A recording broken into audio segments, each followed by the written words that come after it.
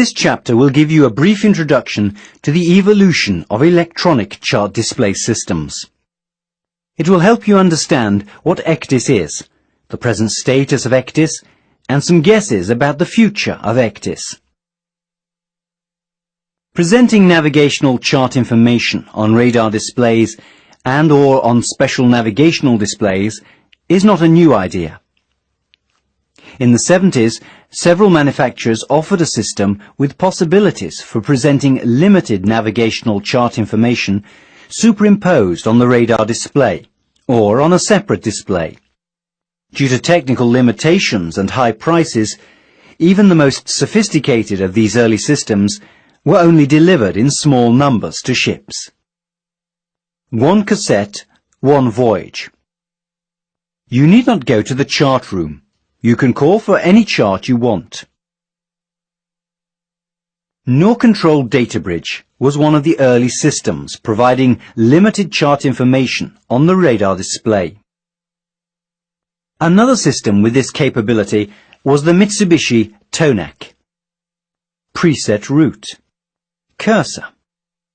Own ship and its speed vector. Mountain symbol. Lighthouse symbol. Coastline.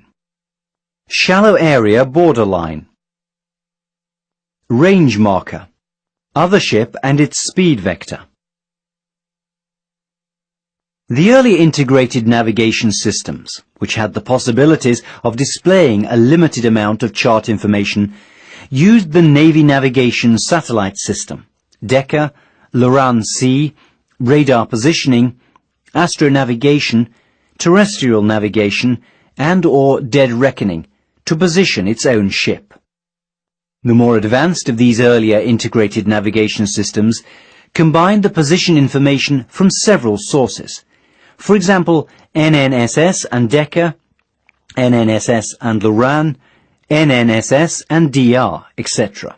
For professional navigators who knew the system's limitations and took these into account at all times, these systems provided great assistance to navigation on many ships, and certainly made the navigator's job easier and more interesting. The early systems, like today's ECDIS systems, if used by untrained or unqualified personnel, pose a threat to their own ship and crew, as well as to other ships and the environment. Unfortunately, the new systems have not been made easier to use than the earlier ones. The complexity of today's system poses a threat in itself, and far more attention and resources have to be put into the human-machine interface field in order to make the systems more usable for the navigator. Electronic charts have been used in military applications for several decades. However, it wasn't until November 1988 that the International Hydrographic Organization set up a working group to develop specifications for chart symbols and color definitions that could be evaluated by the hydrographic offices, ECDIS users, and manufacturers. During the 14th International Hydrographic Conference in 1992, an international standard for exchange of maritime digital electronic chart information was established. This standard is known as S57 and consists of a data model, a list of objects, a description of attributes, a description of the data exchange format, DX90.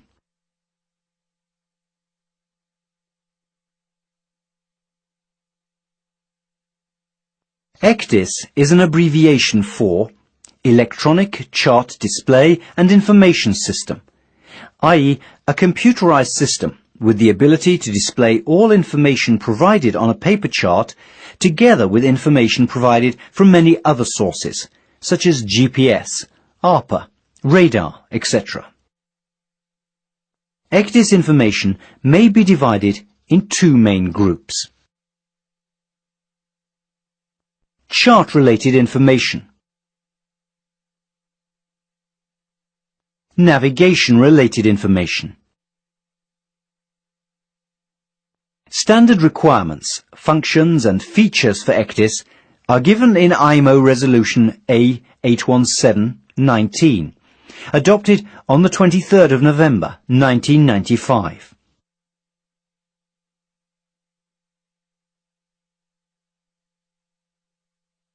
Although several manufacturers produce ECDIS systems, and ECDIS has been around for some time, relatively few ships are equipped with such systems. The number of ships equipped with ECDIS is expected to increase rapidly in the near future. As the availability of digital charts so far has been limited, and the charts available have been relatively expensive, this has contributed to relatively low numbers of ECDIS systems in the world's merchant fleet so far. Another negative factor was that ECDIS did not legally replace the paper chart before the summer of 1999.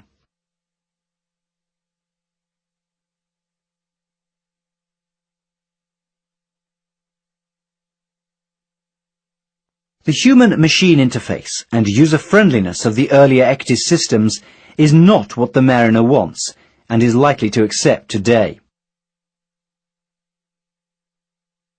The technology for improvement is here, but ECDIS manufacturers have to invest more effort and money to make it more user-friendly and improve its operational safety. Operators who feel that their ECDIS system is not user-friendly and safe to use should let the manufacturer know about their experiences with the system. This is the only way ECDIS operators can put pressure on the manufacturers and contribute to better HMI.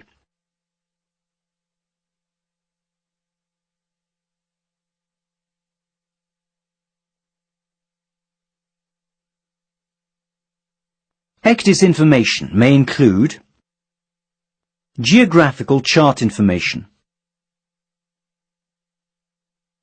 lights, buoys, leading lines, traffic lanes, special areas, etc.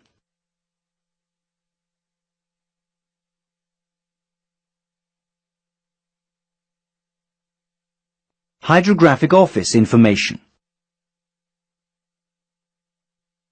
local chart information, user notes, manufacturer's information, chart work, planned route, bearing lines, range rings, etc. Own ship position and velocity vector, ship's head and rate of turn, pass track, etc. Navigational warnings and alarms generated by ECDIS. Fix accuracy, position check from secondary positioning system. Ship handling options based on ship's characteristics. Alphanumeric navigation information. Information from radar and other sensors. Remainders.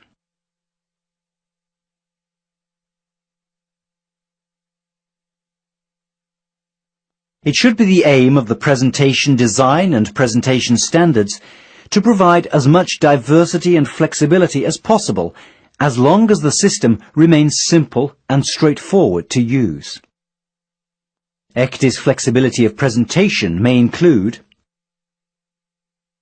displaying or removing various types of chart and non-chart information, selecting standard chart display or detail display and simplified symbols or full symbols, using cursor interrogation for further details, overlaying or removing radar video or radar target information, overlaying or removing various other sensor information, changing the scale or orientation of the display, selecting true motion or relative motion, changing the screen layout, giving navigation and chart warnings, graphical presentation of computer evaluation of grounding danger, graphical presentation of collision danger.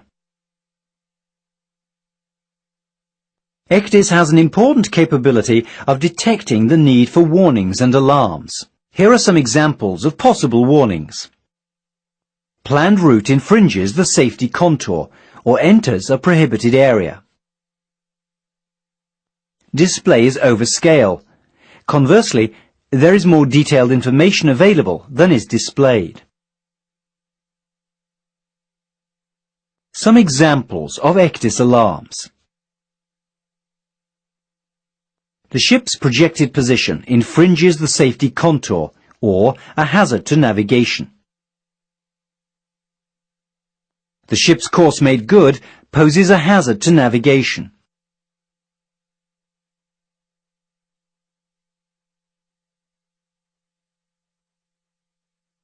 Priority of information is important when using ECDIS. Non-HO information should not obscure HO chart information, and information ahead of the ship along the planned route should have priority over information astern of the ship.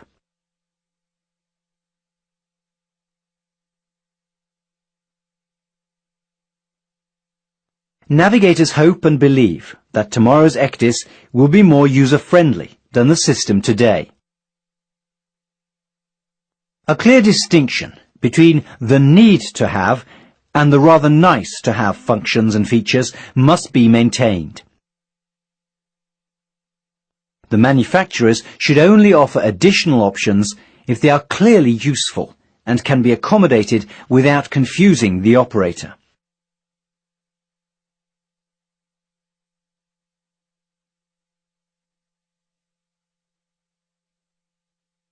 Tomorrow's ECDIS manufacturers should consult specialists in the following fields: mariners with relevant experience in the use of ECDIS. The mariners can tell the system design people what is need to have and what is nice to have. Human factor specialists. The human factor specialists have accumulated vast knowledge on presenting information and are experienced in testing how humans react to given information.